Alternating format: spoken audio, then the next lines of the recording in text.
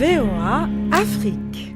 Bonjour à tous et bienvenue sur ce nouveau plateau de Votre Santé, Votre Avenir. Ravi de vous retrouver pour ce nouveau rendez-vous hebdomadaire sur VOA Afrique.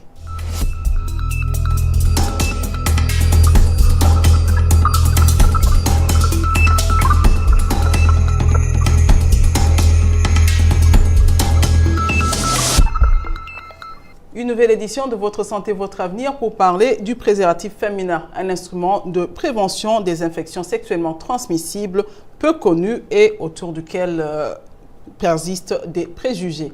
Savez-vous que le préservatif féminin n'existe même pas dans certaines pharmacies? Eh bien, c'est le cas en Afrique et particulièrement en RDC.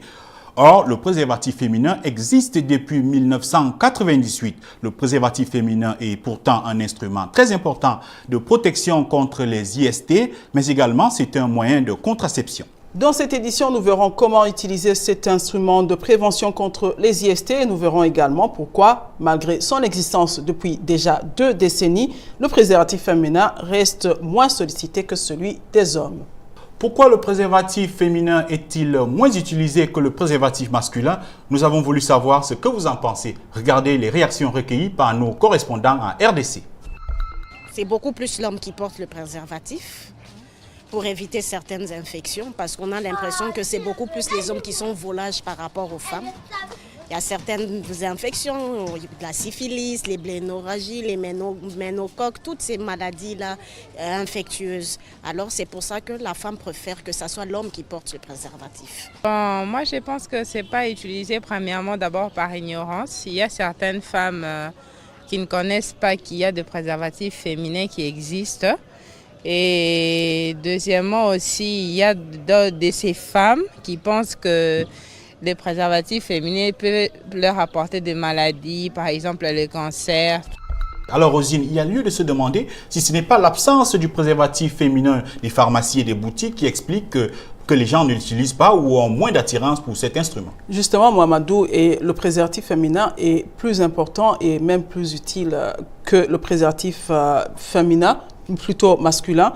Et c'est pour ça d'ailleurs que nous avons tendu le micro à certaines femmes pour tout justement comprendre le contour des préjugés qui sont autour du préservatif féminin. Suivez. Je dirais que c'est pour plusieurs raisons, parmi lesquelles je peux citer le mythe.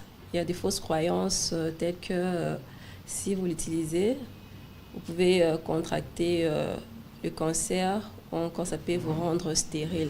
Mais aussi, il y a d'autres difficultés qui se posent lors de l'utilisation. Entre autres, je peux dire l'anneau extérieur qui peut être embarrassant pour certaines femmes.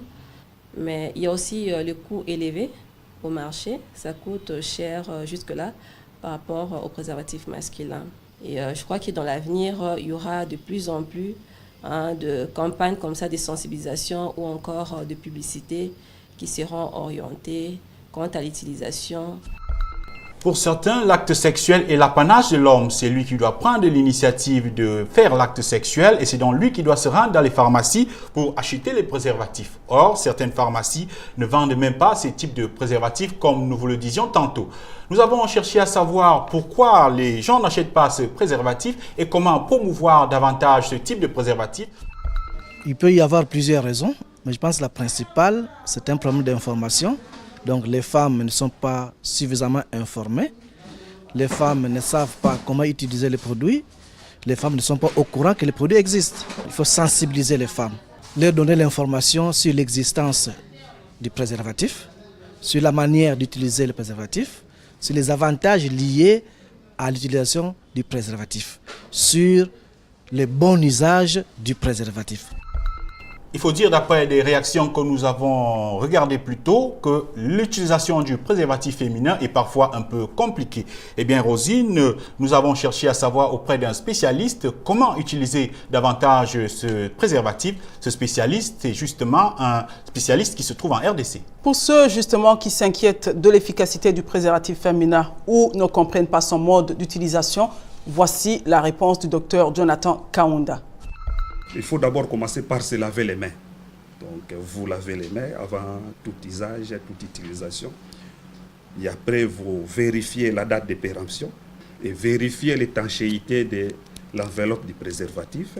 Vous répartissez les lubrifiants paquet qui se trouve à l'intérieur du préservatif, en manipulant bien l'emballage. Vous déchirez l'enveloppe avec les doigts, avec un couteau ou soit une autre pièce, mais sans blesser le préservatif. Et vous faites sortir calmement le préservatif de l'enveloppe. Vous maintenez la bague interne du préservatif en les pinçant pour avoir un 8. Et après, vous posez un pied sur un tabouret, ou soit en position couchée sur les dos, introduire la bague pincée aussi loin que possible dans les vagins, introduire les deux doigts dans le préservatif ainsi placé pour vérifier qu'il n'est pas tordu et qu'il est bien fixé autour du col de l'utérus. La bague externe est bien placée et couvre l'entrée du préservatif du vagin. Tenir la bague externe afin de faciliter la pénétration du pénis. Pour les retraits, pincer avec du papier hygiénique ou avec une serviette propre la bague externe et la faire tourner 2 ou 3 fois pour éviter que le sperme ne se renverse. Tirer doucement le préservatif et le faire sortir du vagin. Faire un nez et l'enterrer ou le brûler. Espérons que les explications du docteur Jonathan Kaunda aideront nos téléspectateurs à mieux utiliser le préservatif féminin. Voyons à présent les commentaires Facebook sur ce sujet. Nous avons reçu plusieurs commentaires, Rosine. Oui, plusieurs commentaires, mais nous allons quand même retenir certains d'entre eux. Le premier commentaire qui nous vient de Kinshasa en RDC, il nous vient de Ben El Monama qui nous dit que le préservatif féminin est peu connu dans beaucoup de pays africains. Hommes et femmes, nombreux sont ceux qui ne connaissent pas ce moyen de prévention. N'y a-t-il pas moyen pour les organismes s'occupant de la santé de lancer des campagnes sur le terrain pour faire justement connaître les avantages de cet instrument de protection contre les IST? Oui, il y a aussi le commentaire de Ousana Dimranga qui nous écrit depuis N'Djamena au Tchad. Il dit, ici en Afrique, les filles pensent que c'est tabou d'utiliser le préservatif féminin, mais aussi le poids de la tradition pèse beaucoup sur elles. Autre chose, les garçons vont les prendre pour des prostituées. Et enfin, le commentaire d'Emmanuel Katende de Mweka en RDC. Il nous dit que le préservatif féminin est peu connu et moins utilisé en Afrique. Chez nous, à Mweka, il constitue un grand danger et les filles ont même peur de l'utiliser. Voilà quelques commentaires sur Facebook que nous avons retenus sur ce sujet. À présent, la question de la semaine, la question qui nous vient de Kauchova Taouila Espérance de la RDC. Elle veut savoir si une personne vivant avec le VIH-Sida peut avoir le même quotient intellectuel qu'un enfant né sans le virus du Sida. Voici la réponse d'un expert. Un enfant né avec le VIH-Sida peut avoir un quotient intellectuel identique et même un quotient intellectuel plus élevé qu'un enfant qui ne souffre pas de cette affection. Pour ce faire, je pense qu'il y a 3 conditions qui doivent réunir. La première chose, c'est qu'il faudrait que cet enfant-là ne puisse pas avoir développé les complications du VIH-Sida, notamment les complications neurologiques comme la toxoplasmose cérébrale ou la tuberculose cérébrale, qui sont des complications du sida qui peuvent endommager le potentiel intellectuel de l'enfant. Il faut dans un deuxième temps que cet enfant-là ait bénéficié le plus précocement possible d'un traitement par antirétroviral, les ARV. La troisième chose, il me semble que cet enfant aussi doit bénéficier d'un soutien socio-psychologique important, car faute de ce soutien psychologique, il peut arriver chez cet enfant-là une dépression mentale, et la dépression mentale a pour conséquence d'abaisser le seuil du quotient intellectuel et rendre ce quotient intellectuel moins performant que ce qui ne devrait logiquement être. Nous voici à la fin de cette édition de Votre Santé, Votre Avenir, une édition qui était consacrée aux préjugés sur l'usage du préservatif féminin.